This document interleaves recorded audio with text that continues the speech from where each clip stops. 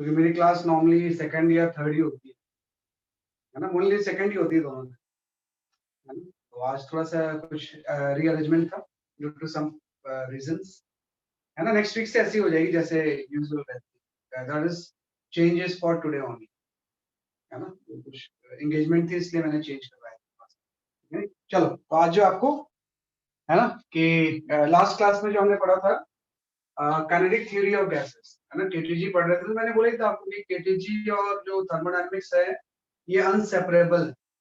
इसमें आप बता नहीं सकते कि क्या चीज हम केटीजी में पढ़ रहे हैं, क्या चीज थर्मोडायनामिक्स में पढ़ रहे हैं।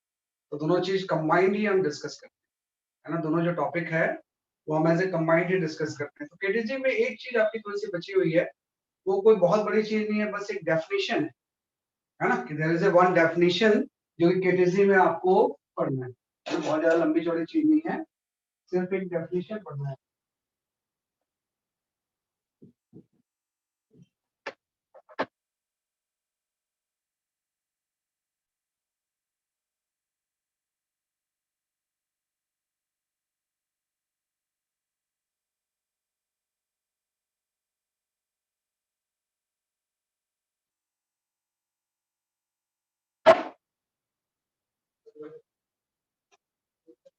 ओके, तो सिर्फ एक डेफिनेशन है ना। ये डेफिनेशन ऑफ एक हम टर्म यूज करते हैं रैंडम मोशन के लिए, क्योंकि आपने ये पढ़ा कि भाई जो गैस के मॉलिक्यूल्स होते हैं वो रैंडम मोशन में होते हैं, है ना। तो वो एक दूसरे से कोलाइड भी करते हैं, है ना। एक्चुअली एक दूसरे से आपस में क्या होता है, जैसे कि आपका कोलिजन भी होता हो कि जब रैंडम मोशन में है। तो हम यहाँ पे एक टर्म डिस्कस करते हैं, उसको हम बोलते हैं mean free path. We discuss one term we call it as a mean free path. भाई मीन फ्री पाथ क्या होता है ना, what is the mean free path. तो जो मीन फ्री पाथ होता है उसकी डेफिनेशन एकदम सिंपल सी है कि mean free path is average distance, है ना। कि जो मीन फ्री पाथ होता है क्या होता है, average distance travelled by gas molecule, है ना, कि ट्रेवल्ड बाय गैस मॉलिक्यूल, है ना, between two collisions, between two collisions, है ना। इसी को हम बोलते हैं बेसिकली आपका mean free path.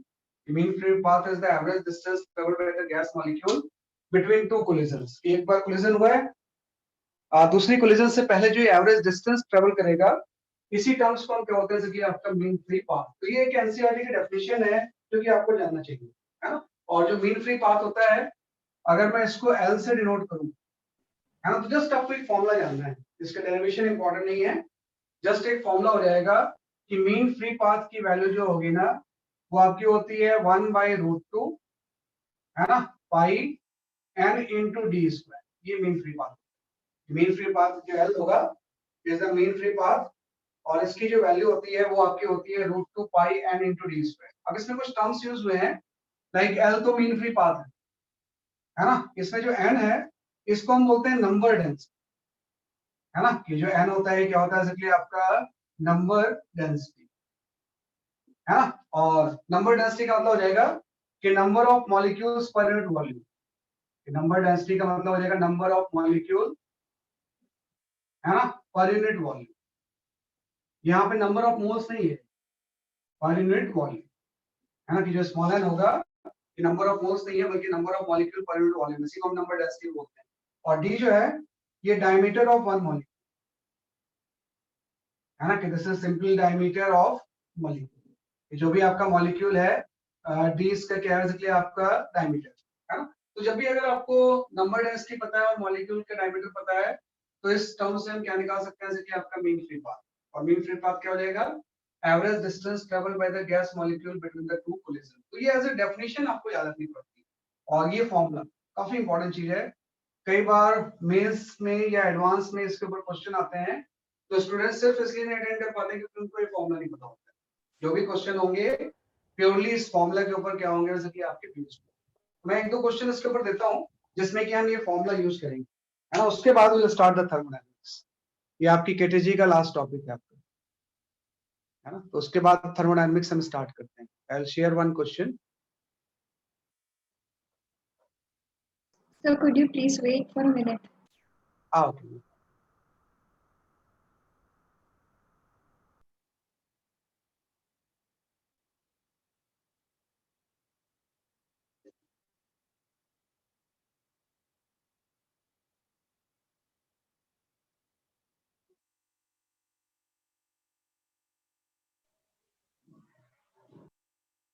Thank you, sir. Okay, I will share one question जिससे कि आपको इसमें क्लैरिटी मिल जाएगी कि क्या हम करना चाह रहे हैं, है ना, कि मीन फ्री पाथ को किस तरह से हम क्वेश्चंस को क्या करेंगे, अटेम्प्ट करेंगे, है ना। तो as for example you can go for this question, है ना, जिसमें कि mean free path word use हुआ है।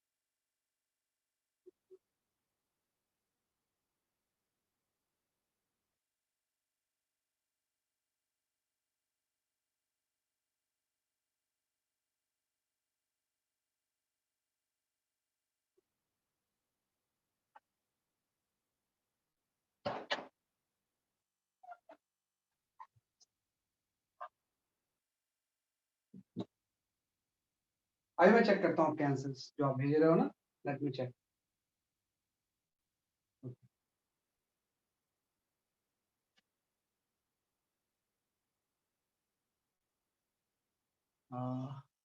नहीं ये तो नहीं आ रहा है,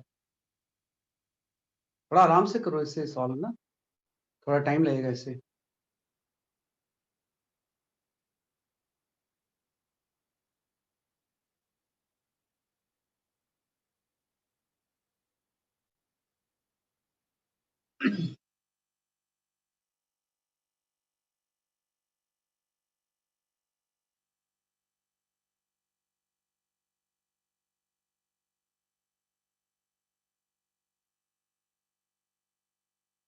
नहीं अभी तक किसी का आंसर सही नहीं आया है। अगर आंसर सही आएगा देन आई विल एक्सप्लेन।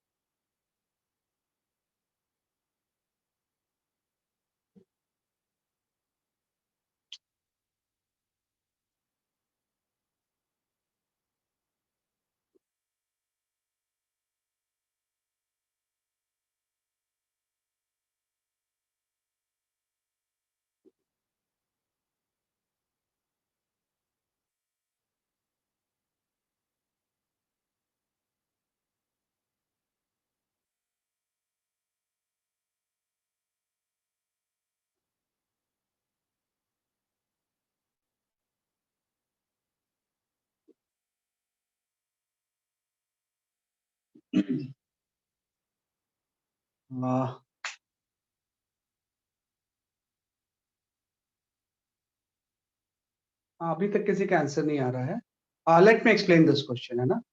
काफी लोग जो आंसर दे रहे हैं मेरे आंसर से वो मैच नहीं कर रहा है किसी का भी, है ना, कि मेरे आंसर से वो आंसर मैच नहीं कर रहा है ना, तो जो भी आप आंसर भेज रहे हो it's not matching with mine.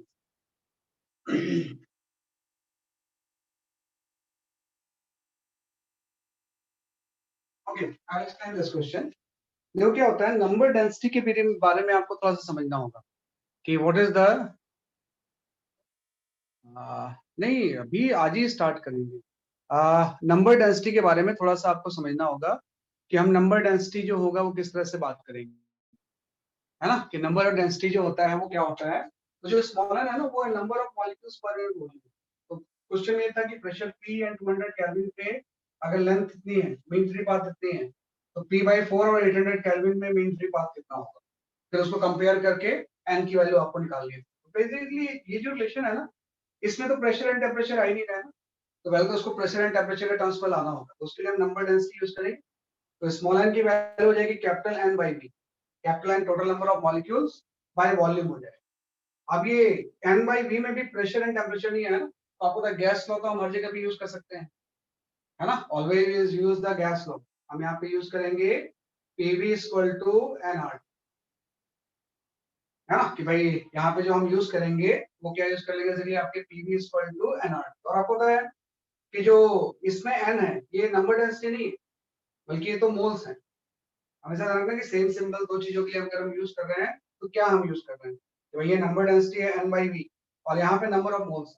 तो नंबर ऑफ मोल्स को मैं ऐसे लिख सकता हूँ ना कि भाई टोटल नंबर ऑफ मॉलिक्यूल्स अगर एन है और एवोगैड्रो नंबर एन है, तो नंबर डेंसिटी ऐसे लिख सकते हैं, मोल्स को लिख सकते हैं नंबर ऑफ मोल्स, कि total number of molecules bye Avogadro number को डिवाइड कर देंगे तो जो चीज आएगी वो नंबर ऑफ मोल्स ही आ जाएंगे। और अभी आपने पढ़ा था कि जो R बाई एन होता है ये आपका K होता है ना, तो यहाँ से अल्टीमेटली आपका आ गया PV equal to N into K, K is the Boltzmann constant, है ना। तो यहाँ से आप देखो नंबर डेंसिटी अब आ गई कि एन बाई वी अगर हम निकालें जो कि नंबर ऑफ डेंसिटी होती है, तो ये पी बाई के टी होती है ना, कि जो number density N by V होगा ये pressure upon Boltzmann constant into temperature आ जाएगा, है ना। ध्यान रखना कि भाई नंबर डेंसिटी को हम पी बाई के टी लिख सकते हैं by the using gas law, है ना, कि हमेशा गैस लॉ तो वैलिड होगा ही, तो उसको यूज करके पी बाई के टी लिख सकते हैं। मतलब ये जो रिलेशन होगा ना, इसी रिलेशन को अगर मैं इस टर्म्स में लिखना चाहूँ, है ना, तो ये जस्ट आपका ये आ जाएगा कि नंबर डेंसिटी को आप पी बाई के टी लिख दोगे तो अल्टीमेटली ये रिलेशन इस फॉर्म में आ गया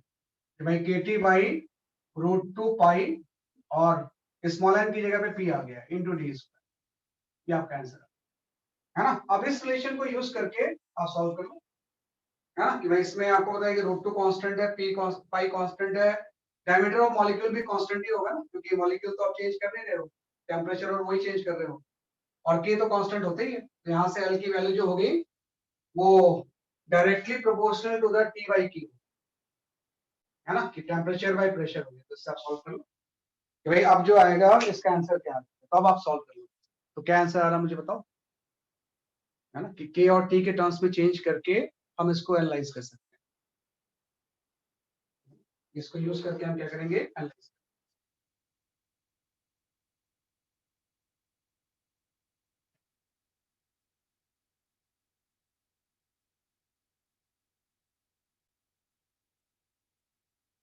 है ना, तो अब आपका आंसर आ सकता है। आपका जो आंसर आ रहा है मुझे बता दो। अच्छा 4 ही आ रहा है अभी भी, ओहो सही है, 4 आ रहा है, फिर सही होगा। फिर मेरे पास आंसर एक्चुअली में 16 लिखा हुआ है, हो सकता है गलत लिखा हो। पूरा आंसर आ रहा है तो 4 आंसर सही होगा, आप चेक कर लो। मेरे पास एक्चुअली आंसर 16 लिखा हुआ है। 16 आ रहा है। 16 आ रहा था फिर। Yes, sir.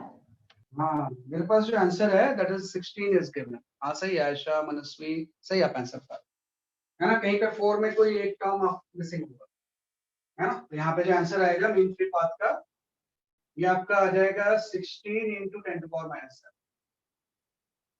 है ना, कि अगर प्रेशर P बाई 4 हो जाए और 800 केल्विन हो जाए तो मीन फ्री पाथ की value 16 into 10 to power minus 7।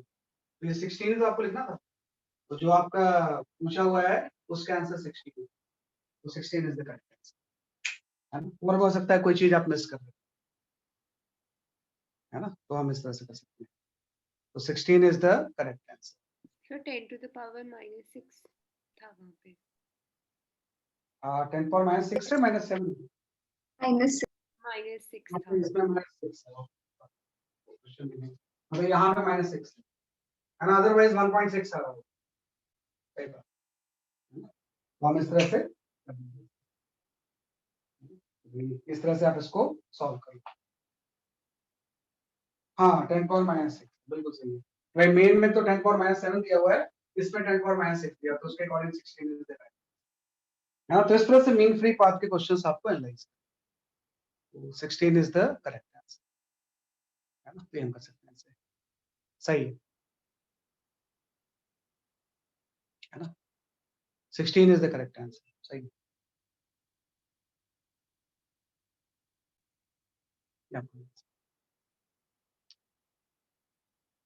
चलो तो इसके बाद हम स्टार्ट करते हैं। नेक्स्ट चीज है, 2 क्वेश्चन और शेयर करता हूं मैं, उसके बाद नेक्स्ट चैप्टर आपका थर्मो का थोड़ा सा इंट्रोडक्शन स्टार्ट कर देंगे।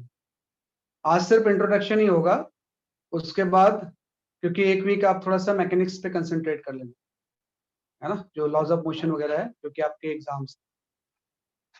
एक तो नेक्स्ट क्वेश्चन, वीक 2 तो क्लास नहीं होगी ना, Saturday Sunday? Next week class हाँ नहीं होगी नेक्स्ट वीक क्लास, उसके बाद मैं बोल रहा हूँ जब दोबारा आप रिज्वाइन करोगे ना उस टाइम की बात में कर। चलो इसको सॉल्व कर लो जरा इसको। सर नेक्स्ट वीक सिर्फ फिजिक्स की नहीं होगी, सभी सब्जेक्ट्स की नहीं होगी? अगर वो टाइम टेबल से पता चलेगा, देखो जब एडवांस वाले पेपर के नहीं होगा, अब मेंस का पता नहीं है। एडवांस के दिन तो किसी की नहीं होगी, मेंस हो सकता है एक आध क्लास हो, बाकी सारा टाइम टेबल में है।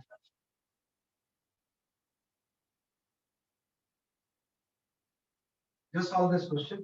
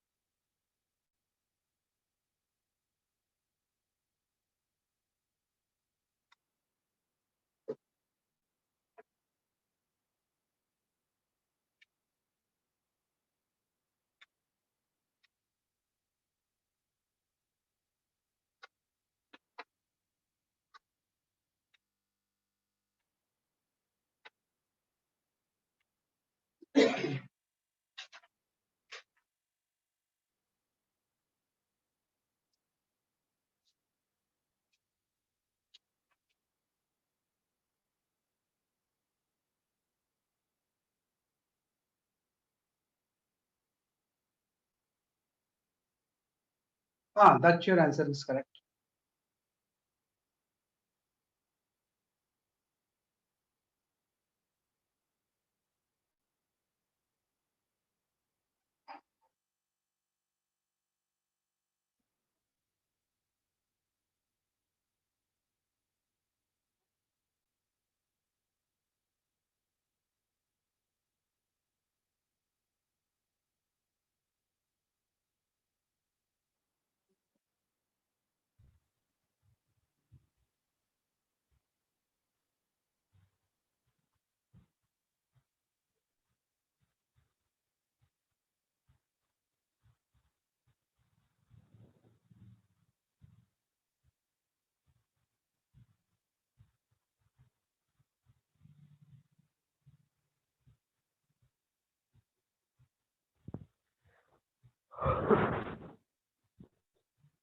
मतलब फाइनल टेम्परेचर इक्विलिब्रियम में क्या हो जाएगा? Yash Kumar Jha, your answer is correct, है ना, Yash Kumar Jha is your answer correct. Always मतलब सी और डी में थोड़ा सा केयरफुली एनालाइज करो तो आपको पता चल जाएगा, है ना। Manasvi, your answer is correct. Bhavya, your answer is correct. Nihal सही है।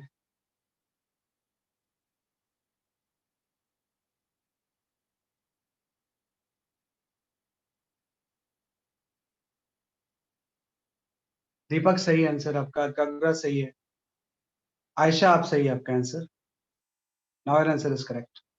रमेश सही है, रमेश सही है, बिल्कुल सही है, बिल्कुल सही है, सही आंसर है आपके, बिल्कुल सही है। D for Delhi option is the correct option, है ना, कि स्माइल प्लीज आपका आंसर सही है ना।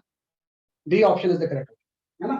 तो डी ऑप्शन जो है वो सही है आपका। देखो कुछ नहीं करना है आपको इसमें, कि जब भी आपने क्या किया, D for Delhi option is correct, 2 chamber थे, इस 2 चैम्बर को आपने किसी वॉल से कनेक्ट कर दिया, है ना, कि वॉल से आपने क्या कर दिया, इस तरह से कनेक्ट कर दिया, बीच में वॉल आ गया, इसके अंदर जो गैस है इसका जो प्रेशर है वो P1 है, वॉल्यूम आपका V1 है, टेम्परेचर T1 है। इसके अंदर गैस है P2 है, वॉल्यूम V2 है, टेम्परेचर T है ना। अब अगर वॉल्व हम ओपन कर दें तो फाइनल टेम्परेचर सिस्टम का क्या होगा?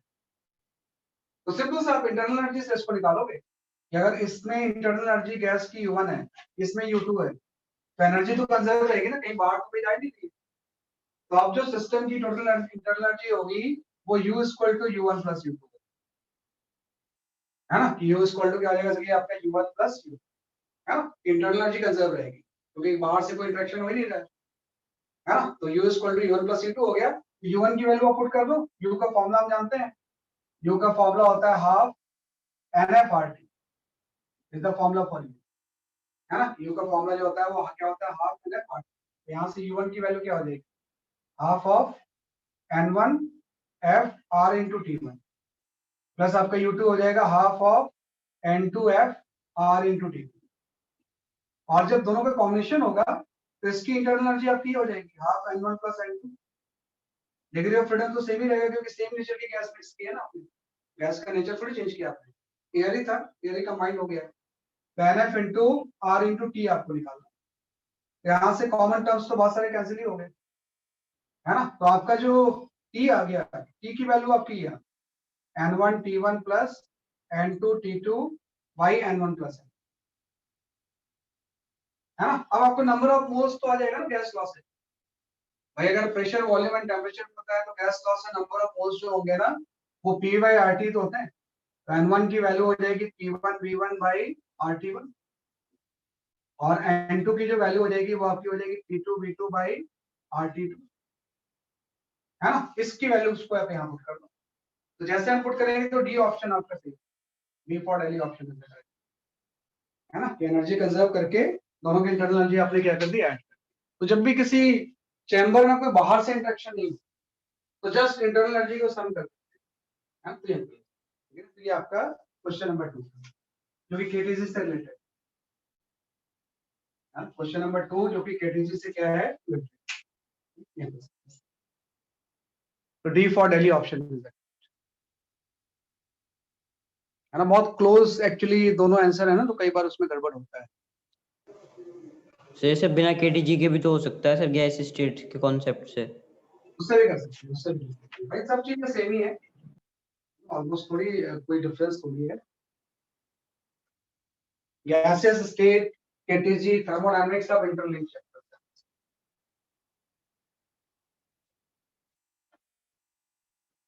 है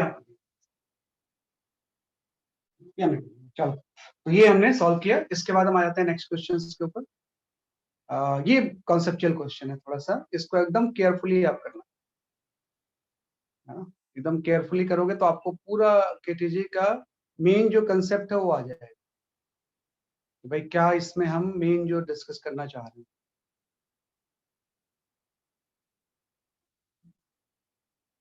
हाँ, you can go for this.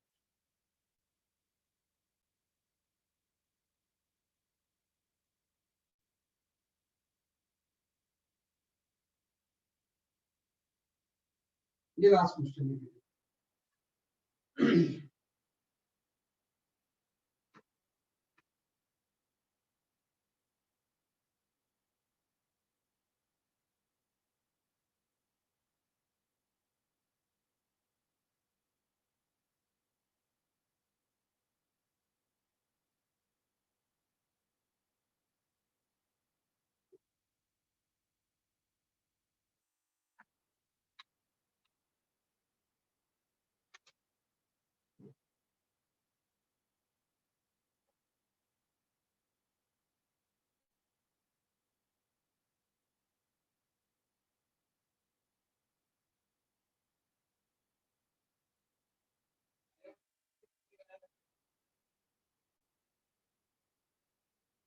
Deepak, your answer is correct.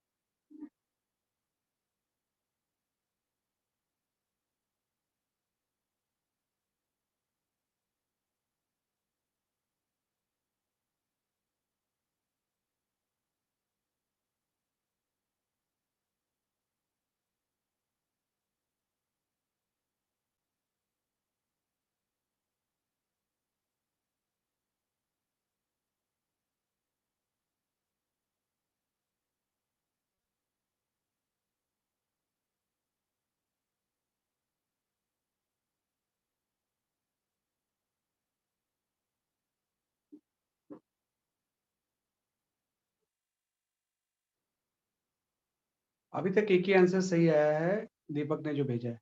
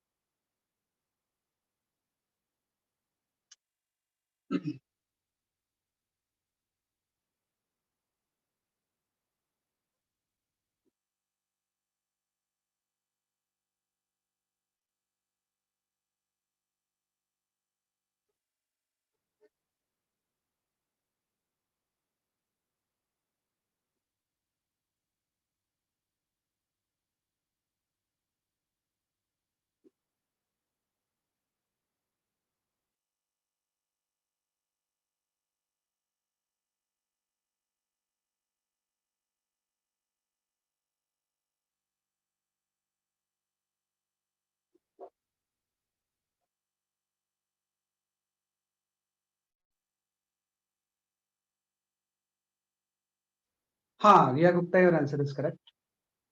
Riya Gupta, your answer is correct. Yatharth, your answer is correct. एकदम केयरफुली पढ़ना कि क्या पूछा हुआ है। Ramesh, your answer is correct now. मतलब केयरफुली पढ़ना पड़ेगा कि क्या लिखा हुआ है ना, उससे हम कर पाएंगे इसे।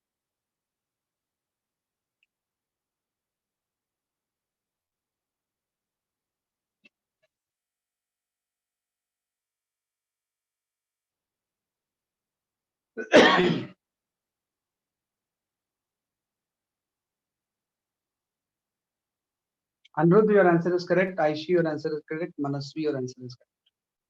सही। Bhavya, your answer is correct. That is correct answer. Okay, है ना? I will explain this question. काफी लोगों के सही आंसर हैं, है ना? काफी लोगों के आंसर जो आ रहे हैं वो सही आ रहे हैं, है ना? I will explain. Piyush Shah, your answer is correct. चलो, I will explain this question. देखो क्या पूछा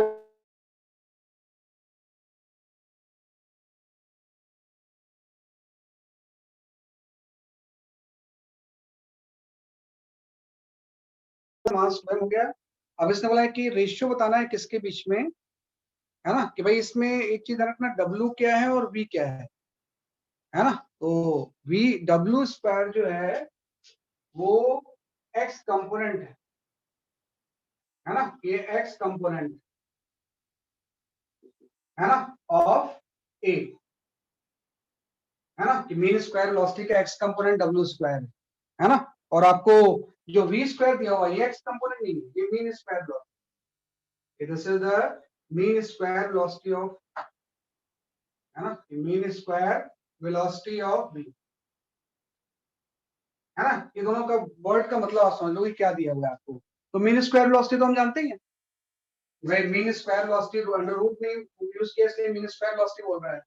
तो v स्क्वायर की जो वैल्यू होगी, ये अभी हमने पढ़ा था कि ये आपकी हो जाएगी बेसिकली आपकी 3 kT बाय स्मॉल है, ये तो होता है।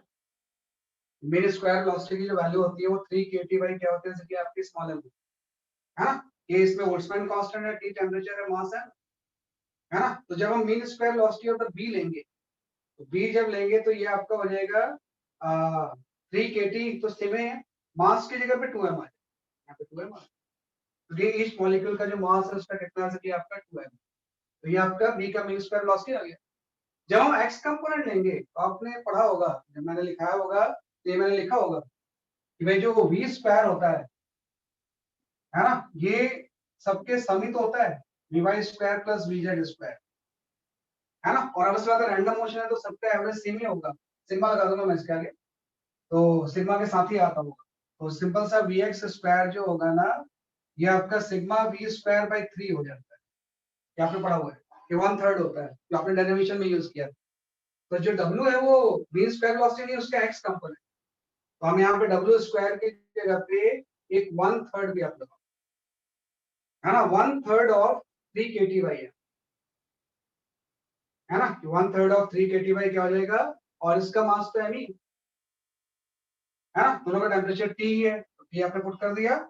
एक का मास 2m था, दूसरे का मास m, क्योंकि इसने 1 x कंपोनेंट बोला था तो 1/3 कर दिया उसको, क्योंकि x कंपोनेंट तो 1/3 ही होता है। कोई भी एक कंपोनेंट 1/3 ही हो।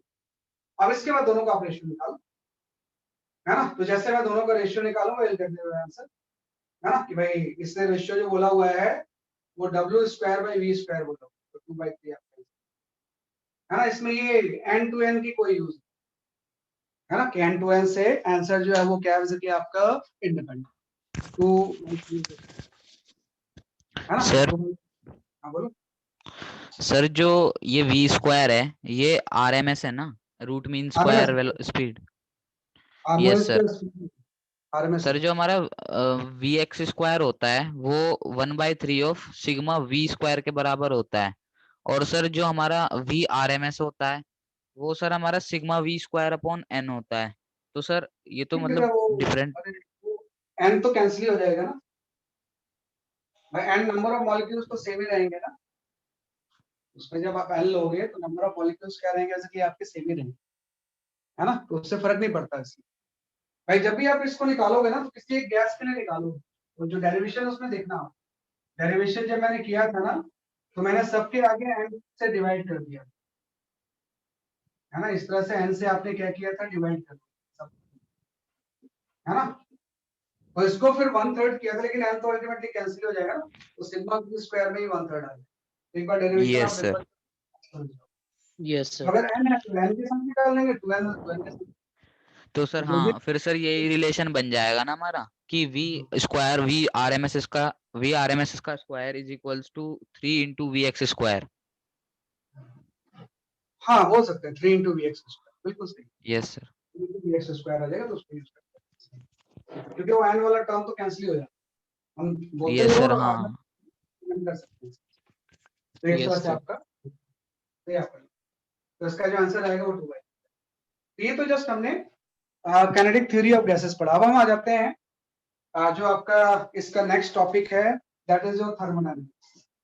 थर्मोडायनेमिक्स के आज कुछ हम फंडामेंटल्स पढ़ लेंगे, और फिर आप एक वीक का इसमें क्या करना है, बेसिकली आपका ब्रेक ले लेना है ना, कि इसके बाद आप एक वीक का कैसे लोगे, बेसिकली आपका ब्रेक कर लेना है ना, और उसके बाद फिर नेक्स्ट वीक में फिर स्टार्ट करना, जैसे मेजर टेस्ट होता है उसके बाद फिर इसको आप खत्म करना है ना। बस एक वीक आप सिर्फ फ्रिक्शन, वेक्टर कैलकुलस ये सब चीजें करो, और कल से मैं हर दिन या हर अल्टरनेट डे में एक एक क्वेश्चन पेपर भेजूंगा, मेंस एंड एडवांस लेवल, हाँ, सिलेबस बेस्ड ऑन जो आपका मेजर टेस्ट में आने वाला है। सर उसके मेजर टेस्ट में फिजिक्स केमिस्ट्री और मैथ तीनों की मॉड्यूल फर्स्ट आ रही है। अब वो सिलेबस के अकॉर्डिंग होगा बेटा, मुझे नहीं पता उसके बारे में, तो आपके जो मेजर टेस्ट का सिलेबस है ना उसके according, है ना, तो ग्रुप में कोई शेयर कर देगा, किसी से पूछना डाउट्स ग्रुप में शेयर कर देगा उसको आप। फिजिक्स में तो 4 चैप्टर आ रहे हैं मुझे पता है, कैलकुलस, वेक्टर एंड आपका काइनेमेटिक्स और लॉज ऑफ काइनेमैटिक्स काइनेमेटिक्स और लॉज ऑफ मोशन, है ना। यूनिट्स एंड मेजरमेंट नहीं, क्योंकि यूनिट्स एंड मेजरमेंट मुंबई में वो पढ़ाते नहीं, है ना, तो फिर उसको लास्ट तक वो नहीं देते, वो सीधे वेक्टर से स्टार्ट किया, ठीक है। तो यहाँ पे वी स्टार्ट वेक्टर में स्टार्ट करते हैं, we start with the thermodynamics,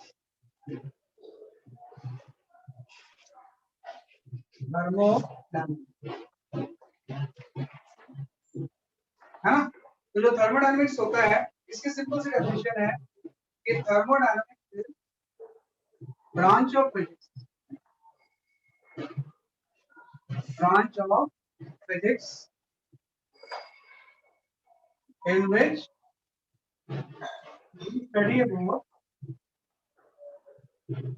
heat and temperature, about heat and its conversion into other form of energy, other form of energy. ये आपका थर्मोडायनामिक्स होता है। Thermodynamics is branch of physics जिसमें कि heat के दूसरे फॉर्म में एनर्जी के कन्वर्जन को हम क्या करते हैं, जैसे आपके स्टडी करते हैं। तो वही चीज है ना कि जैसे केटीजी का जो मेन एम था मैकेनिक्स और टेम्परेचर को लेकर, असली मौज। इस चैप्टर का जो मेन एम है हीट जब दूसरे फॉर्म के एनर्जी में कन्वर्ट होगी तो उसके बारे में हम जब कंसिडरेट करते हैं तो इसी को हम क्या बोलते हैं आपका थर्मोडायनामिक्स। तो थर्मोडायनामिक्स सबसे पहले जब आप स्टार्ट करोगे तो कुछ बेसिक टर्म डिस्कस करोगे। जो सबसे पहला बेसिक टर्म है वो हम डिस्कस करते हैं कि वन बाय वन इसके कुछ बेसिक टर्म्स होते हैं, उसको नॉर्मली हम इसमें बेटा माइक म्यूट कर दो, बेटा माइक, ये तो मैं सबको म्यूट कर दूंगा, है ना। क्योंकि बेसिक टर्म जब हम डिस्कस करेंगे तो सबसे पहले हम यहाँ पे डिफाइन करते हैं सिस्टम के बारे में। व्हाट इज द सिस्टम, है ना, कि थर्मोडायनामिक सिस्टम क्या होता है, what is the thermodynamic system. उदाहरण जो थर्मोडायनामिक सिस्टम होता है ऐसा सिस्टम जिसको कि हम जब भी हम थर्मोडायनामिक सिस्टम की बात करते हैं जिसको कि हम स्पेसिफाई कर सकते हैं प्रेशर, वॉल्यूम एंड टेम्परेचर से। थर्मोडायनामिक सिस्टम वो सिस्टम हो जाएगा system that can be specified, that can be specified by pressure, volume and temperature। ऐसा कोई भी सिस्टम जो कि प्रेशर, वॉल्यूम एंड टेम्परेचर से स्पेसिफाई होगा उसी को हम क्या बोलते हैं थर्मोडायनामिक सिस्टम। पहला चीज तो आपने सिस्टम डिफाइन कर लिया। दूसरा चीज जो होती है कि सिस्टम के बाद हम डिसाइड करते हैं प्रोसेस क्या होती है, what is the thermodynamic process. ये नेक्स्ट डेफिनेशन हम लेते हैं यहाँ पे, we study the thermodynamic process, है ना। तो देखो थर्मोडायनामिक प्रोसेस वो प्रोसेस होता है प्रोसेस in which, right, जब भी हम प्रोसेस की बात करेंगे thermodynamic process in which there is a change in state, change in property of state,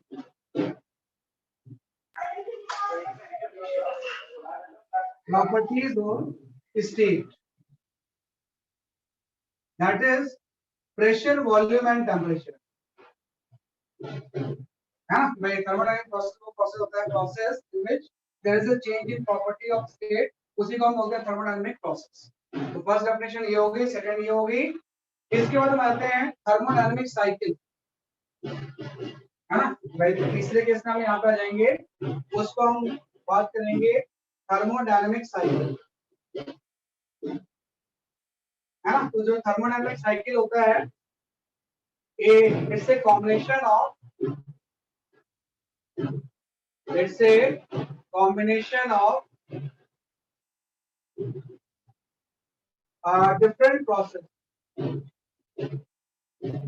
different process in which, right, initial and final state are same, final state are same। भाई बहुत सारे process होंगे और जहां से start हुए अगर हम वहीं पे वापस आ जाएं, है ना, भाई जहां से हम स्टार्ट हुए हैं अगर हम वहीं पे वापस आ जाएं तो उसको हम क्या बोलते हैं, जैसे आपका थर्मोडायनामिक्स है, डिफरेंट प्रोसेस का कॉम्बिनेशन है जिसमें कि इनिशियल एंड फाइनल स्टेट क्या होता है, जैसे आपका सेम। लेकिन जो मेन चीज है ये तो नॉर्मल सी चीज है, फोर्थ और फिफ्थ पे आपको ध्यान देना है कि हम यहाँ पे एक बात करते हैं, इसको हम बोलते हैं इक्विलिब्रियम स्टेट, जब एक वर्ड यूज करेंगे उसको हम बोलेंगे थर्मोडायनामिक इक्विलिब्रियम। भाई थर्मोडायनामिक इक्विलिब्रियम का मतलब क्या होगा, we can define about the thermodynamic, right, equilibrium। भाई किस चीज को हम बोलेंगे थर्मोडायनामिक इक्विलिब्रियम। जो थर्मोडायनामिक इक्विलिब्रियम ये होता है जिसमें कि कोई सडन चेंज नहीं है ना। कि थर्मोडायनामिक इक्विलिब्रियम में अगर कोई सिस्टम है मींस इन इक्विलिब्रियम, है ना, in equilibrium, right, there is a no sudden change, no sudden change in state। जब किसी के स्टेट में कोई सडन चेंज नहीं होता है तो उसको हम क्या बोलते हैं, थर्मोडायनेमिक इक्विलिब्रियम। भाई जो भी चेंज होगा वो स्लो होगा। जैसे मैं अगर यहाँ पे एक प्रेशर वर्सेस वॉल्यूम का डायग्राम बनाऊं, है ना, इसी को हम बोलते हैं PV diagram, pressure versus volume का। तो अगर ये थर्मोडायनेमिक इक्विलिब्रियम का केस है, जैसे यहाँ से हम स्टेट 1 से स्टार्ट हुए, वैसे नहीं कि स्टेट 1 से 2 हम सीधे पहुंच गए, अचानक 1 से स्टार्ट हुए 1 से 2 पे पहुंच गए, ऐसा नहीं। जो भी चेंज होगा बहुत स्लो होता है भाई, कोई सडन चेंज नहीं होना चाहिए। तो जब भी किसी सडन सिस्टम में कोई सडन चेंज नहीं होगा तो हम बोलेंगे थर्मोडायनेमिक इक्विलिब्रियम का केस। भाई जो भी चेंज होगा वो स्टेप वाइज हो, उसका हम ग्राफ प्लॉट कर सकते हैं। भाई जब भी हम कोई कंटीन्यूअस ग्राफ प्लॉट करेंगे तो थर्मोडायनेमिक इक्विलिब्रियम का ही करेंगे।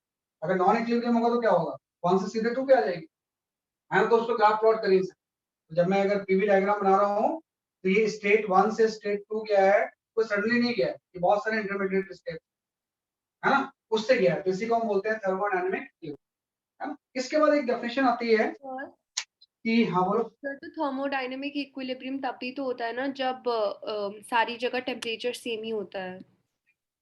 हाँ देखो, टेम्परेचर सेम हो कुछ नहीं है, लेकिन टेम्परेचर में चेंज स्लो होना चाहिए। जैसे मैंने बोला कि जैसे यहाँ का टेम्परेचर T1 है, तो कोई नहीं कि पूरे प्रोसेस में बेसिकली टेम्परेचर T1 हो, यहाँ का टेम्परेचर हो सकता है T2 होगा, है ना। लेकिन T2 से ऐसा नहीं, T1 से T2 एकदम सडन नहीं होता, भाई बीच में स्लो चेंज होता है, उसी को हम थर्मोडायनेमिक इक्विलिब्रियम बोलते हैं। तो हर जगह पे टेम्परेचर सेम हो कुछ नहीं पूरे प्रोसेस में।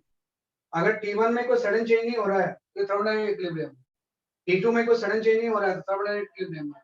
ऐसे हर जगह पे टेम्परेचर अलग अलग हो सकता है, पूरे प्रोसेस में हर स्टेट में ये थर्मोडायनेमिक इक्विलिब्रियम है। जब भी कोई सडन चेंज नहीं होगा ना तो उसी को हम बोलते हैं कि आपका थर्मोडायनेमिक इक्विलिब्रियम, है ना। और सर, थर्मोडायनेमिक इक्विलिब्रियम और थर्मल इक्विलिब्रियम सेम चीज है? नहीं, वो दोनों सेम चीज नहीं। थर्मल इक्विलिब्रियम का मतलब सिस्टम का टेम्परेचर सेम हो गया, लेकिन ओके। थर्मोडायनेमिक इक्विलिब्रियम यहाँ पे वर्ड अलग है। भाई ऐसे जब कोई सडन चेंज नहीं होगा तो उसी को हम बोलेंगे थर्मोडायनेमिक इक्विलिब्रियम, उसमें हर पॉइंट पे टेम्परेचर की वैल्यू क्या होगी, सेम। इसके बाद एक डेफिनेशन बहुत इंपॉर्टेंट आता है कि आप जो भी थर्मोडायनेमिक प्रोसेस पढ़ोगे ना, वो प्रोसेस होता है क्वासी स्टैटिक प्रोसेस। यहाँ पे जो भी हम प्रोसेस पढ़ेंगे ना थर्मोडायनेमिक प्रोसेस, वो प्रोसेस हम पढ़ते हैं क्वासी स्टैटिक प्रोसेस, है ना, कि नॉन क्वासी स्टैटिक प्रोसेस हम पढ़ते ही नहीं, क्वासी स्टैटिक प्रोसेस। तो आप देखना क्वासी स्टैटिक का मतलब हो जाएगा नियरली स्टेशनरी, क्वासी स्टैटिक का मतलब हो जाएगा नियरली स्टेशनरी। तो क्वासी स्टैटिक प्रोसेस की डेफिनेशन है कि process in which every state is in thermal equilibrium, thermodynamic equilibrium, is in thermodynamic equilibrium, है ना। कि ऐसा कोई भी स्टेट जिसमें कि हर स्टेट थर्मोडायनामिक इक्विलिब्रियम में हो, है ना, तो उस प्रोसेस को हम बोलते हैं क्वासी स्टैटिक प्रोसेस। ये जो प्रोसेस है क्वासी स्टैटिक प्रोसेस, है ना, कि भाई 1 पे आए तो अभी भी थर्मोडायनामिक इक्विलिब्रियम में है, यहाँ पहुंच गए तो भी थर्मोडायनामिक इक्विलिब्रियम में है, कभी कोई चेंज पास नहीं होगा। तो जब भी हमेशा चेंज जब स्लो होता है तो उसी को हम क्या बोलते हैं कि आपका थर्मोडायनामिक इक्विलिब्रियम। इनडायरेक्टली मतलब ये हो जाएगा कि अगर क्वासी स्टैटिक प्रोसेस कोई है तो this process is a very slow process, very slow process, है ना। कि अगर थर्मोडायनामिक प्रोसेस है कोई तो ये प्रोसेस कैसा हो जाएगा कि आपको बहुत स्लो हो, है ना। Always equilibrium maintain, always equilibrium maintain, equilibrium maintain, है ना। कि अगर thermodynamic equilibrium process static process है तो इसमें हमेशा इक्विलिब्रियम हो। इसका मतलब ये हो गया, आप थोड़ा सा समझना कि मैंने क्या किया ना, यहाँ पे एक सिलेंडर एंड पिस्टन आप ले लो, एक आपका कोई सिलेंडर है और इससे आपने कोई इस तरह से पिस्टन अटैच कर, दिस इज अ सिलेंडर, इसके ऊपर कोई इस तरह से पिस्टन रखा हुआ और इसके अंदर आपने कोई गैस फिल कर दी, है ना। इसके अंदर आपने क्या फिल कर दिया, बेसिकली आपकी गैस फिल कर दी, आप इसको हीट सप्लाई करते हो। तो हम देखते हैं कि जैसे मैं हीट सप्लाई करूंगा कि पिस्टन ऊपर जाएगा, तो जब ये ऊपर पिस्टन जाएगा ना तो बहुत स्लो जाएगा, इट विल मूव स्लोली, है ना, कि नियरली स्टेशनरी होगा, है ना, कि बहुत स्लोली ऊपर जाएगा, मतलब हमेशा ये इक्विलिब्रियम में रहेगा। ऐसा नहीं कि 1 से 2 एकदम से पहुंच गया, यहाँ पे आपने इसको रखा, स्टेज 1 से स्टेज 2 अचानक से पहुंच गया, बहुत स्लोली ये मूव करेगा। अगर ये बहुत स्लोली मूव करेगा तो ऑलमोस्ट इसकी स्पीड कांस्टेंट रहेगी, अगर स्पीड कांस्टेंट रहेगी तो हमेशा इक्विलिब्रियम क्या होगा, मेंटेन होगा। तो जब भी कोई क्वासी स्टैटिक प्रोसेस होता है तो वो हमेशा इक्विलिब्रियम में, क्योंकि हर स्टेट उसका चेंज होता रहेगा, लेकिन कोई भी इंटरमीडिएट स्टेट जो होगा वो हमेशा क्या होगा, जैसे आपका इक्विलिब्रियम में। तो जो भी हम इसमें प्रोसेस पढ़ेंगे ना वो नॉन क्वासी स्टैटिक नहीं, हमेशा प्रोसेस जिसकी भी हम बात कर रहे हैं वो क्वासी स्टैटिक नहीं होगा, हमेशा उसमें क्या मेंटेन होगा, जैसे कि आपका इक्विलिब्रियम, है ना। तो ये जस्ट हमने कुछ बेसिक डेफिनेशन क्लियर की कि भाई इस सब सिंपल सी इस सारे टर्म्स का बेसिक मतलब क्या है।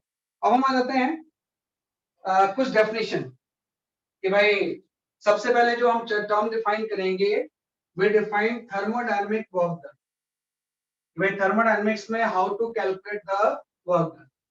भाई किसी प्रोसेस जैसे इसी केस में अगर मैं बात करूं कि भाई आपने कुछ हीट सप्लाई किया डेल्टा क्यू, है ना, और डेल्टा क्यू हीट सप्लाई करके सपोज आपने इसको पिस्टन को यहां से एक्सपेंड किया, है ना, बहुत स्लोली एक्सपेंड होके यहां से यहां पे पहुंच गया, है ना, तो आपको पता है वॉल्यूम इंक्रीज हो गया इसका।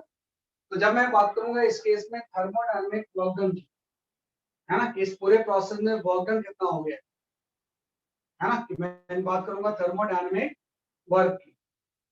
जो थर्मोडायनामिक वर्क होगा, आप कोई भी वर्क जो होता है इंटीग्रेशन ऑफ एफडीएक्स से तो होता है ना, कि फोर्स इनटू डिस्प्लेसमेंट होता है वही वर्क होता है ना, इंटीग्रेशन ऑफ एफडीएस से क्या होता है, जैसे कि आपका वर्क होता है।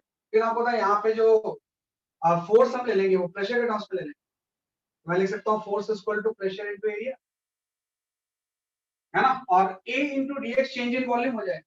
तो जो थर्मोडायनामिक वर्क डन होगा इसको हम सिंपल ऐसे लिख सकते हैं P इंटू डी, है ना, P इंटू डी क्या लिखेंगे, एफ डी एक्स हो जाएगा, प्रेशर इंटू एरिया हो गया, है ना, कि भाई जो भी यहाँ पे जैसे आप हीट सप्लाई करोगे तो यहाँ पे कुछ प्रेशर लगेगा और प्रेशर की वजह से जो फोर्स रहेगा वो P इंटू एरिया लग जाएगा, है ना। तो गैस कुछ वर्क कर रही है और उसका फोर्स P अगर है तो P को आपने डिस्प्लेसमेंट से मल्टीप्लाई कर दिया तो वर्क की वैल्यू आ गई, और A इंटू डी एक्स क्या हो जाएगा, डी भी हो जाएगा। इसमें P कांस्टेंट भी हो सकता है, वेरिएबल भी हो सकता है। अगर P कांस्टेंट है तो इंटीग्रेशन साइन के बाहर आ जाएगा, और अगर P वेरिएबल है तो अंदर ही रहेगा। तो फिलहाल सिंपल सा ये चीज है कि थर्मोडायनामिक वर्क को हमेशा हम इस डेफिनेशन से लेंगे, बाकी सारे डेफिनेशन इसी से कि वर्क की वैल्यू क्या हो जाएगी, इंटीग्रेशन ऑफ P डी, है ना। इसमें P वेरिएबल भी हो सकता है एज वेल एज क्या हो सकता है कि आपका कांस्टेंट भी हो सकता है। अब मतलब ये हो गया कि थर्मोडायनामिक्स में जो वर्क डन है ना, इसका जो रिलेशन है, और ये हम बात कर रहे हैं work done by gas, thermodynamic work by gas, कि भाई गैस कितनी वर्क करती है, हाँ, कि गैस के प्रेशर की वजह से वर्क निकाल रहे हैं, तो work done by the gas की वैल्यू जो हो जाएगी इंटीग्रेशन ऑफ P dV होगी। अब इसमें थोड़ा सा ध्यान दो आपस में कि ये वर्क पॉजिटिव हो सकता है ना, कि ये वर्क किसी केस में क्या हो सकता है, पॉजिटिव हो सकता है। तो आपको पता है ये पॉजिटिव कब होगा, जब वॉल्यूम इंक्रीज होगा, है ना, अगर डीवी पॉजिटिव होगा तो वर्क भी पॉजिटिव हो जाएगा। तो पॉजिटिव है तब होगा व्हेन वॉल्यूम इंक्रीजेस, है ना, कि जब वॉल्यूम इंक्रीज होगा तो वर्क डन की वैल्यू क्या हो जाएगी, इसमें आपकी पॉजिटिव, है ना। और इसी को हम बोल सकते हैं एक्सपेंशन, कि जब सिस्टम एक्सपैंड हो रहा होगा तो उस केस में वर्क की वैल्यू पॉजिटिव हो जाएगी। ये वर्क नेगेटिव कब होगा, ये भी हम जानते हैं, जब वॉल्यूम डिक्रीज होगा, है ना, ये नेगेटिव तब होगा when volume decrease, volume decrease, है ना। और ये कांस्टेंट जीरो तब होगा जब वॉल्यूम कांस्टेंट रहे, ये जीरो तब होगा व्हेन वॉल्यूम इज कांस्टेंट,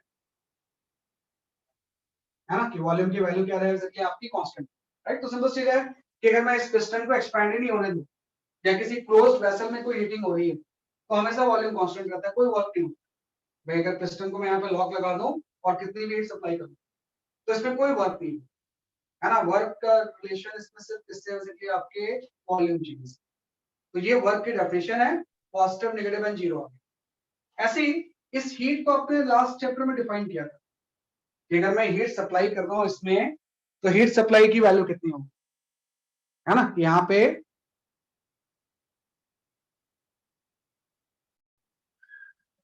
हाँ क्वासी स्टैटिक प्रोसेस ही रिवर्सिबल होता है ना, कि क्वासी स्टैटिक प्रोसेस ही जो होता है वो क्या होता है, बेसिकली आपका रिवर्सिबल होता सर है ना। बोर्ड दिखा देंगे सर 2 मिनट की। एक मिनट दिखा दूंगा। नहीं, P कांस्टेंट होगा तो वर्क कोई जीरो होगा, it's not necessary. Volume constant होगा तो भी वर्क है, P कांस्टेंट का तो कोई रिलेशन ही नहीं है ना। यही तो चीजें क्लियर करनी है आप, इसलिए हम बेसिक्स की क्लास में।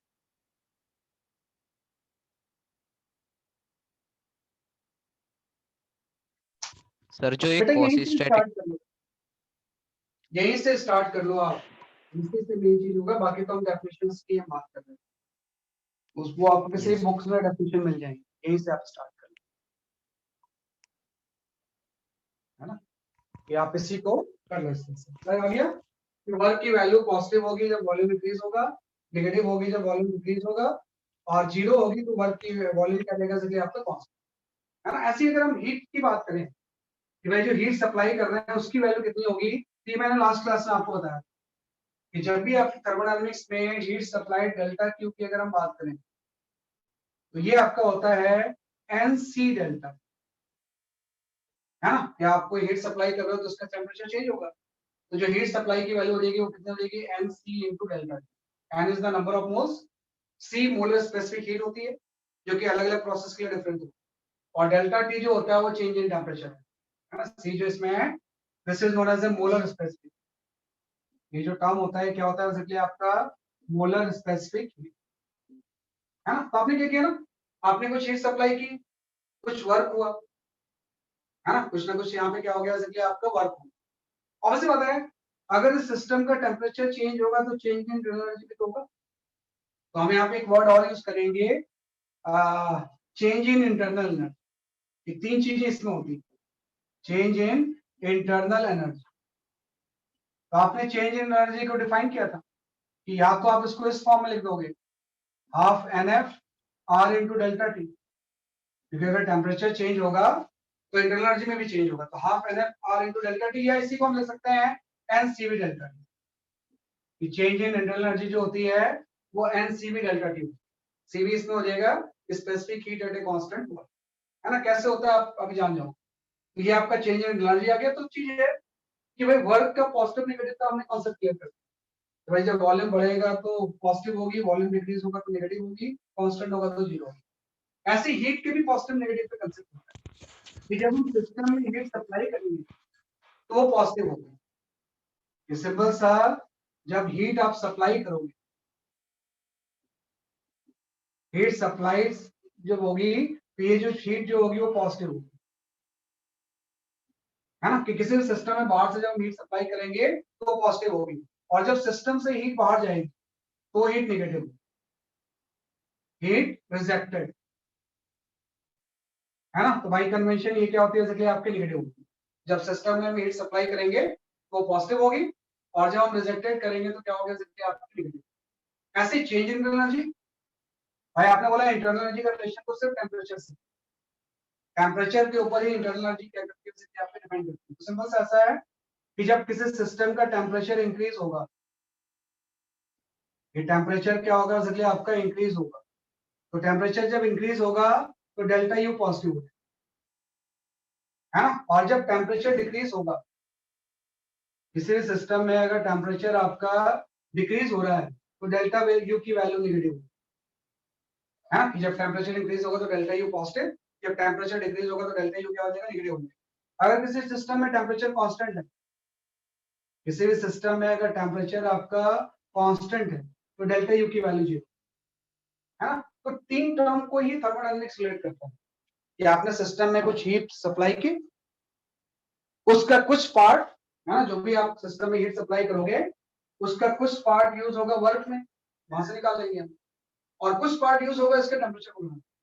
टेम्परेचर को बढ़ाने का मतलब है कि इंटरनल एनर्जी को बढ़ाना, है ना। तीन चीजें इन्वॉल्व हैं, हीट सप्लाई का फॉर्मूला ये हो गया, चेंज इन इंटरनल एनर्जी का फॉर्मूला हो गया एनसीवी डेल्टा टी, और इस पूरे प्रोसेस में जो वर्क होगा it depends on the volume change.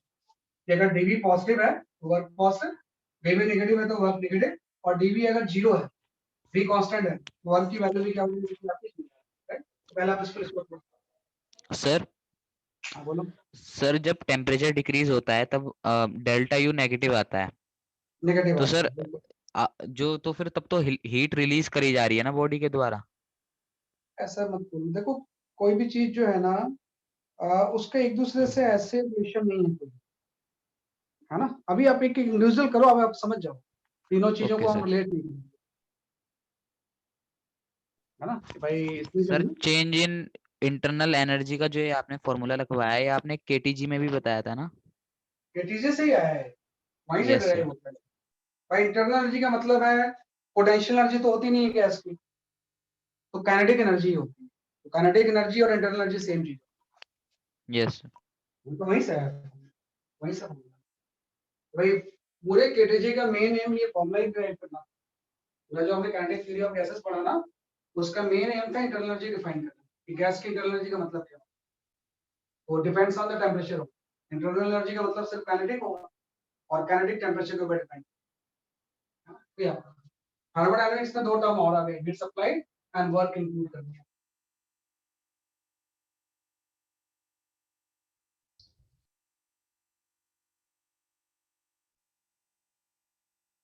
नहीं नहीं, ये देख ध्यान रखना कि जो एनसीवी डेल्टा टी है ना, चेंज इन एनर्जी का फॉर्मूले कोई भी प्रोसेस हो, this is for all process, for all process, कोई भी प्रोसेस हो, चेंज इन एनर्जी में एनसीवी डेल्टा टी है। हाँ, डिफरेंट प्रोसेस के अकॉर्डिंग ये चेंज होता है ना, कि जो डेल्टा क्यू है is different for different process, different for different for process. भाई अलग अलग प्रोसेस के लिए ये टर्म चेंज होता है, हीट सप्लाई। सी की जगह पे कहीं पे सीवी आ जाएगा, कहीं सीपी आ जाएगा, कहीं कुछ दूसरा आ जाएगा।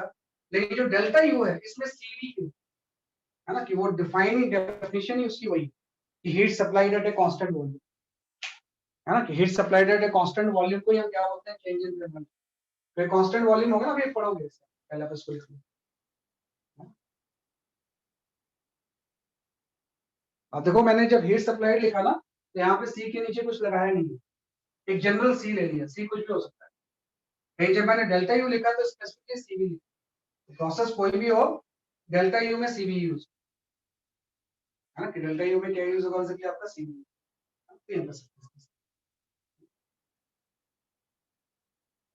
ये थोड़े से फंडामेंटल्स है जो कि जानना। अब हम आते हैं ये जानने के बाद, देखो कोई भी अगर प्रोसेस है उसका हम प्रोसेस डायग्राम बना सकते हैं। तो इन जनरल मैंने यहाँ पे कोई प्रोसेस डायग्राम बना दिया इस तरह से, है ना, कि इन जनरल मैंने यहाँ पे क्या बना लिया, जैसे कि आपका किसी प्रोसेस का डायग्राम, कि भाई ये कोई प्रोसेस है, इसका हम प्रेशर वर्सेस वॉल्यूम डायग्राम कौन भाई है, यहाँ पे हम डायग्राम बनाते हैं प्रेशर वर्सेस वॉल्यूम, है ना, डायग्राम। तो सिंपल सा आपने बोला कि सपोज किसी प्रोसेस का प्रेशर वर्सेस वॉल्यूम डायग्राम ऐसा है, स्ट्रेट लाइन।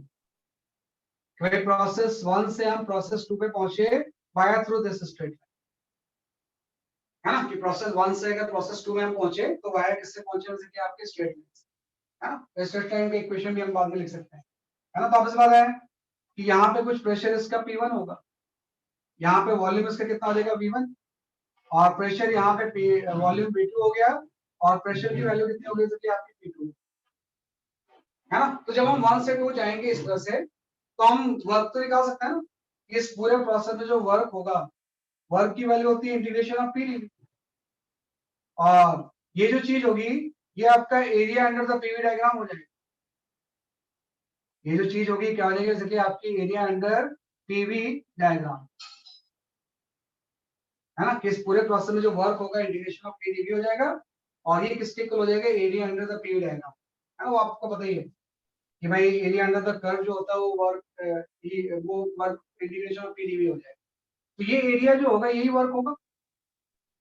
अगर आपको ये निकालना है कि 1 से 2 जाने में कितना वर्क होगा, तो इस ट्रेपेजियम का एरिया निकालो, और वो ट्रेपेजियम का एरिया ही क्या हो जाएगा, जैसे कि आपका वर्क। अब एक थोड़ा सा ध्यान दो आप कि आपको इनिशियल स्टेट 1 से 2 पे पहुंचना है, मैंने ये पाथ फॉलो किया। अगर मैं अपना पाथ चेंज कर देता हूँ, पाथ से मैं ऐसा जाता हूँ, 1 से पहले हम 1 डैश पे गए, फिर 2 पे पहुंचे, तो आप देखो अब दोनों में वर्क सेम थोड़ी है। भाई इस प्रोसेस से जाएंगे तो वर्क नीचे वाला एरिया पूरा हो जाएगा, लेकिन अगर मैं पाथ चेंज करूं सेम 1 से 2 पहुंचने के लिए, तो कुछ एडिशनल वर्क करना पड़ेगा। कितने अमाउंट का इसमें वर्क क्या हो जाएगा, जैसे आपका एडिशनल, अगर मैं पाथ चेंज कर लूं सपोज ऐसा 1 से 1 डबल डैश गया है फिर पहुंच गया 2 पे, तो तीनों पाथ के लिए इनिशियल स्टेट सेम और फाइनल स्टेट सेम है, लेकिन तीनों का वर्क अलग अलग होगा ना। इसका एरिया जब इस पाथ पे जाएगा तो सबसे ज्यादा वर्क होगा, फिर इस पाथ का वर्क होगा और सबसे कम वर्क इस है ना, इसका एरिया जो है सबसे लीस्ट है ना।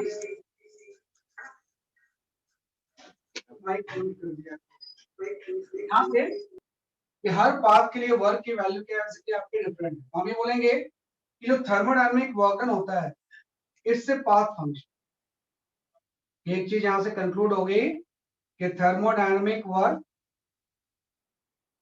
Right is a path function, ये आपकी पाथ फंक्शन होगी है ना। सर पाथ फंक्शन का मतलब यही हुआ ना कि पाथ पे डिपेंड करता है। पाथ फंक्शन का मतलब होता है, कोई यार माइक म्यूट नहीं कर रहा है, मैं फिर सभी का माइक सर ये म्यूट कर, टॉपर नंबर 1 है कोई? वो ऐसे ही कोई फेक आईडी से घुसा हुआ है ना। ये मतलब ऐसे एक आध आते हैं बीच बीच में, है ना। अब भाई पढ़ना है नहीं पढ़ना, दो में से एक चीज डिसाइड करना है ना?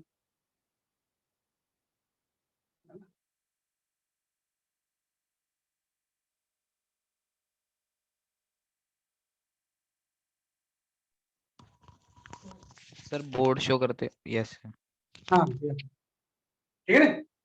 तो आपने बोला कि जो थर्मोडायनामिक्स वर्क है इससे पाथ फंक्शन का मतलब हो जाएगा डिपेंड्स ऑन पाथ। ये थर्मोडायनामिक्स वर्क होगा ये पाथ के ऊपर डिपेंड करता है, डिपेंड्स ऑन पाथ। जब भी आप किसी थर्मोडायनामिक्स वर्क की बात करोगे तो ये किसके ऊपर डिपेंड करेगा, जैसे कि आपके पाथ, हर पाथ के लिए अलग अलग होगा।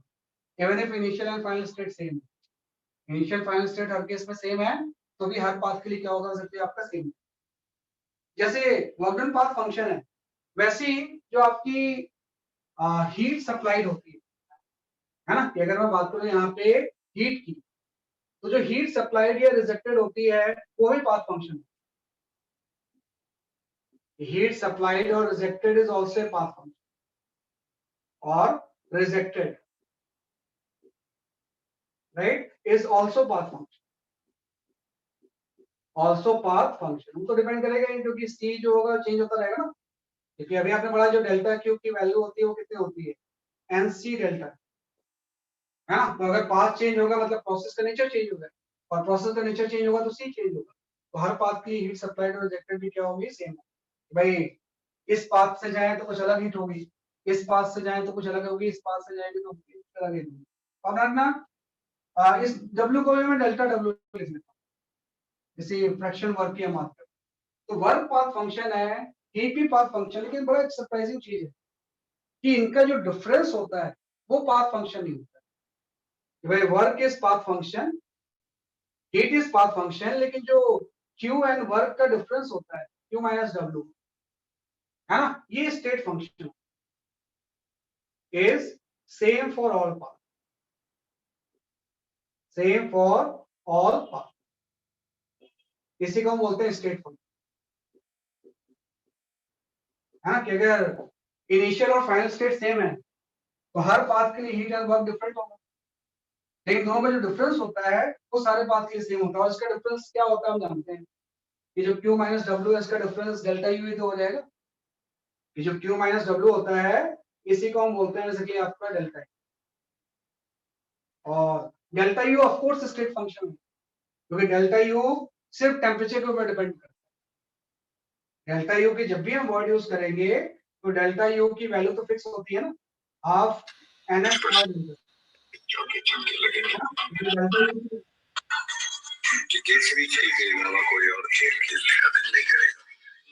वेट फॉर अ मोमेंट, मैं थोड़ी देर के लिए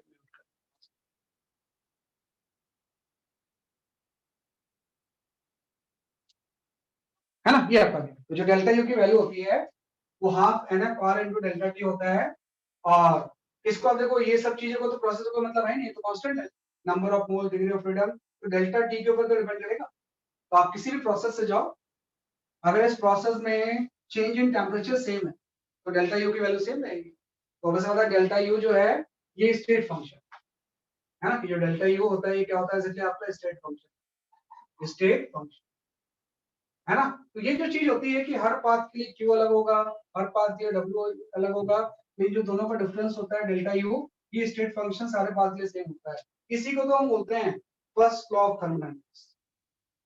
ये जो कंक्लूजन है इसी को हम बोलते हैं फर्स्ट लॉ ऑफ थर्मोडायनेमिक्स, है ना, कि this is simply known as a first law of thermodynamics. आपको नॉर्मली स्टार्टिंग में इसी के एप्लीकेशन पढ़नी है, इसी को हम बोलते हैं फर्स्ट लॉ ऑफ थर्मोडायनेमिक्स। इसका मतलब ये हो गया कि Q इक्वल टू आपका हो जाएगा W प्लस डेल्टा, है ना, कि भाई किसी भी सिस्टम में जब आप हीट सप्लाई करोगे तो हीट सप्लाई दो पार्ट में कन्वर्ट होगी, एक पार्ट उसका वर्क में चला जाएगा और एक पार्ट डेल्टा यू में चला जाएगा, है ना। तो ये जो होता है इसी को हम बोलते हैं फर्स्ट लॉ ऑफ थर्मोडायनेमिक्स। हम चाहें तो इसको ऐसा लिख सकते हैं स्मॉल चेंज के लिए, dQ equal to dW plus du, है ना। तो पूरे थर्मोडायनेमिक्स में वो आपका सेकंड लॉ भी है, लेकिन स्टार्टिंग में सबसे ज्यादा जो मेजर पार्ट जेईई एडवांस में पूछा जाता है that is the application of first law of thermodynamics. आपके केटीजी का एम ये लाना था, वो केटीजी से आ गया। अब हीट एंड वर्क को आपको रिलेट करना है दूसरे फॉर्म के एनर्जी, तो उसके लिए आपने ये क्या यूज किया आपका थर्मोडायनेमिक्स। तो सिंपल सा इसी को आपको डिफरेंट चीजों में अप्लाई भाई Q इक्वल टू क्या हो जाएगा आपका W प्लस डेल्टा, इसी को हम बोलते हैं फर्स्ट लॉ ऑफ थर्मोडायनेमिक्स। और वही चीज है, थोड़ा सा कई बार आपको लगेगा ना कि ये अगर आपने केमिस्ट्री पढ़ा होगा तो केमिस्ट्री से थोड़ा सा डिफरेंट आ रहा है ना। उसका रीजन सिंपल सा है कि केमिस्ट्री में हाँ वही वही मैं बोल रहा हूँ, आप केमिस्ट्री में जब आप पढ़ोगे ना तो आपको लगेगा केमिस्ट्री में तो कुछ डिफरेंट चीज आती है ना। वो मैं रीजन बता देता हूँ, क्योंकि हम जो यहाँ पे ले रहे हैं ना ये वर्क डन बाय है ना। यहाँ पे जब मैं वर्क यूज कर रहा हूँ ये work done by the gas, है ना। और यही चीज जब आप केमिस्ट्री में यूज करोगे ना तो उसमें work done on the gas use करते हैं। समझे कि मैं यहाँ पे जो वर्क यूज कर रहा हूँ इस क्वेश्चन में work done by the gas use करते हैं। जब इसी को हम केमिस्ट्री में पढ़ेंगे ना, दोनों चीजें सेम ही है, बस लिखने का तरीका है। तो उसमें work done on the gas, उसमें जो रिलेशन में वर्क होता है वो work done on the gas होता है। पॉजिटिव है कि अगर मैंने बोला work done by the gas positive है, तो मेरे according work done on the gas तो नेगेटिव हो जाएगा ना, है ना। तो मैं जब इसकी को वर्क डन ऑन में चेंज करूंगा मैं जस्ट ये लिख लूंगा ना Q plus work done on the gas equal to delta U. आप समझ गए मेरी बात देखिए, भाई work done by the gas के टर्म्स में लिखेंगे तो पीछे माइनस साइन आएगा, और इसी को जब मैं work done on the gas लूंगा तो उसका नेगेटिव हो जाएगा ना उल्टा, तो यहाँ पे माइनस माइनस प्लस हो जाएगा। तो बात वही होती है कि हीट सप्लाई भाई किसी भी केमिस्ट्री में एक्चुअली क्या होता है इंटरनल एनर्जी में चेंज ज्यादा मैटर करता है, ये नेचर ऑफ सब्जेक्ट का डिफरेंस है। भाई केमिस्ट्री में हम कोई भी अगर सिस्टम लेंगे तो हम उसके इंटरनल एनर्जी में ज्यादा इंटरेस्टेड हैं। तो हम बोलते हैं इंटरनल एनर्जी में चेंज हम कैसे ला सकते हैं कि वर्क डन उसके ऊपर करेंगे, हम हीट सप्लाई करेंगे तो इंटरनल एनर्जी चेंज होगा। तो इसका मतलब ये है कि आपने हीट सप्लाई किया वर्क किया तो इंटरनल एनर्जी में चेंज आ गया। तो इन फिजिक्स में we are more interested in work,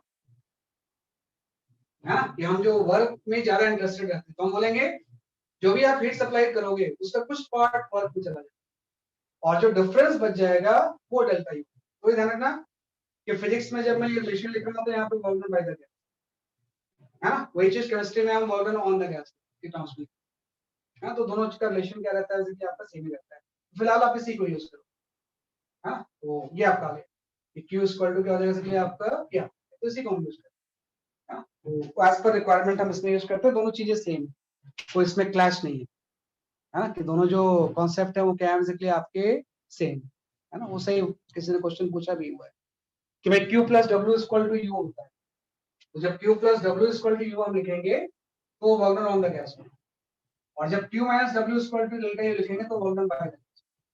तो नॉर्मली हम बाय द गैस की बात करते हैं कि सिस्टम कितना वर्क करता है ना। तो ये आपका तो ये थोड़ा सा इसके कंसेप्ट हमने क्या किया बेसिकली आपके क्लियर, ये तीनों चीजें क्या होती है। मेन चीज वही है कि भाई इस पूरे चीज को अगर मैं समराइज करूं, है ना, तो इस पूरे चीजों में जस्ट आपको यही जानना है ना कि भाई पूरे चीजों को अगर मैं समराइज करूं तो किसी भी सिस्टम को आपने कुछ हीट सप्लाई की, उसका कुछ पार्ट वर्क हो जाएगा और कुछ पार्ट डेल्टा यू होगा, जो Q होगा इसको हम निकालेंगे NC डेल्टा T। C मुझे नहीं पता क्या होगा, it depends on the process. जब वर्क निकालोगे तो ये आपका हो जाएगा integration of P। P constant भी हो सकता है, वेरिएबल भी हो सकता है। और डेल्टा U जो होगा ये NCV डेल्टा। भाई किसी प्रोसेस के लिए लगाएं, हर प्रोसेस की ये चीज चेंज होती रहेगी हीट वाले में, लेकिन डेल्टा यू में तो सीवी आता है। ये क्या हो जाएगा एनसीवी डेल्टा। तो इसी को डिफरेंट न्यूमेरिकल्स में हम क्या करेंगे, जैसे आपके आते है ना। तो फर्स्ट लॉ ऑफ थर्मोडायनामिक्स हम इसी को बोलते हैं, ये आप करेंगे। देखो बेटा क्या है ना कि जब work done by the gas आप पॉजिटिव लेके चल रहे हो, तो जब work done on the gas होगा तो नेगेटिव हो जाएगा यहाँ पे, है ना। भाई आपके इस रिलेशन के according work done by the gas आप पॉजिटिव लेके चल रहे हो, जबकि एक्सपेंशन होगा तो जब work done on the gas होगा मींस कंप्रेशन हो जाएगा, वो नेगेटिव हो जाएगा। केमिस्ट्री में क्या कर रहे हैं, इसमें work done on the gas situation में हम पॉजिटिव लेके चल रहे हैं, तो इसमें जब work done by the gas होगा तो नेगेटिव ले लो। तो इस चीज को भी मत यूज करो, इसको आप उसे भी यूज करो। यहाँ तो सिस्टम से सिंपल सा है, Q equal to W plus delta U होता है ना। तो टेम्परेचर बढ़ेगा तो डेल्टा U पॉजिटिव होगा, टेम्परेचर कम होगा तो डेल्टा U नेगेटिव। वॉल्यूम बढ़ेगा तो वर्क पॉजिटिव होगा, वॉल्यूम कम होगा तो वर्क नेगेटिव होगा। सिस्टम में जब हम हीट सप्लाई करेंगे तो पॉजिटिव होगा, सिस्टम से हीट बाहर जाएगी तो नहीं। तो ये इसका साइन है, इसके बारे में आप फिर आप अलग से discuss. Delta U change in internal energy बेटा, आपने लास्ट क्लास स्टडी किया क्या। डेल्टा यू जो है this is change in internal energy. Delta U जो है this is change in internal, हाँ ये चेंज इन एनर्जी, ठीक है। तो ये आप इस तरह से इसको स्टेट फंक्शन जो कि स्टेट के ऊपर डिपेंड करता है, उसको पास से कोई मतलब नहीं होता है ना, कि भाई पास से उसमें कोई मतलब नहीं होता है ना, कि पास से जो होगा उसको कोई मतलब नहीं है, depends on the initial and final state only, उसको हम स्टेट फंक्शन बोलते हैं। Path function depends on the path, है ना, कि पाथ फंक्शन जो होगा डिपेंड्स ऑन द पाथ। तो एक क्वेश्चन मैं देखता हूँ, अगर मुझे मिल जाता तो सही है इस सब के ऊपर, बाकी तो नेक्स्ट क्लास में पढ़ेंगे। इसी का एप्लीकेशन पढ़ना है मुझे, एक मिनट चेक कर लेता हूँ।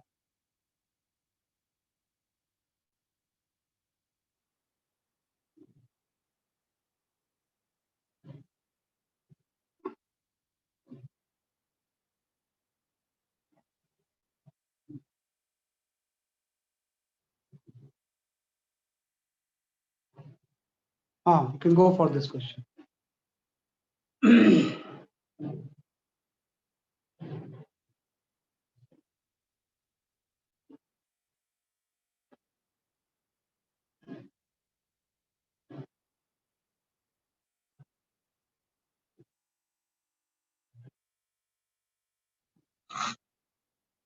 इसको थोड़ा सा अटेम्प्ट करो आप, इससे उसका मतलब नहीं है, जस्ट एक रैंडम।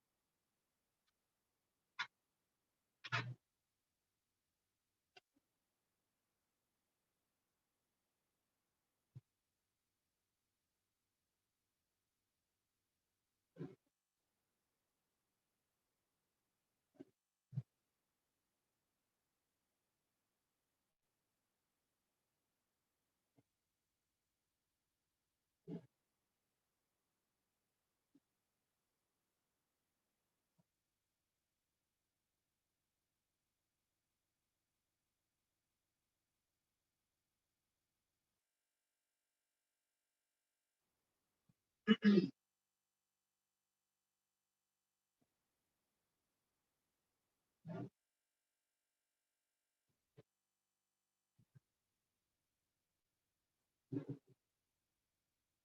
मेनली मुझे डिग्री ऑफ फ्रीडम का आंसर दे दो।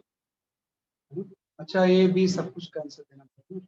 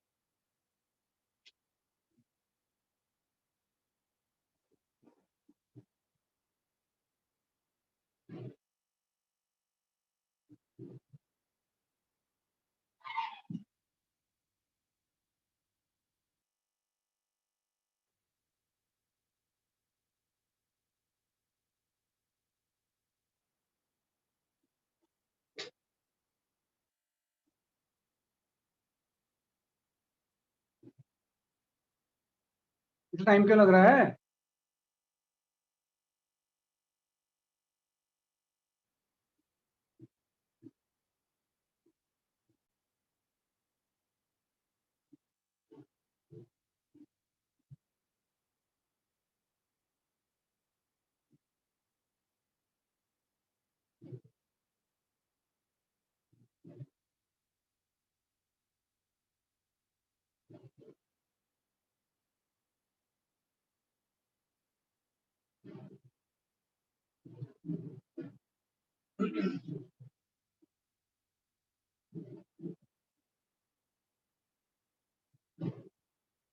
हाँ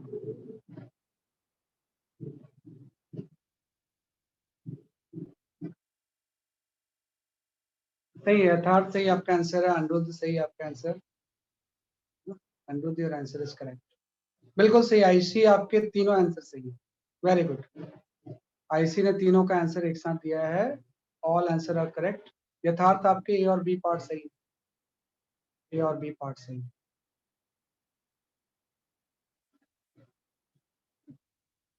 है ना? ए और बी पार्ट सही।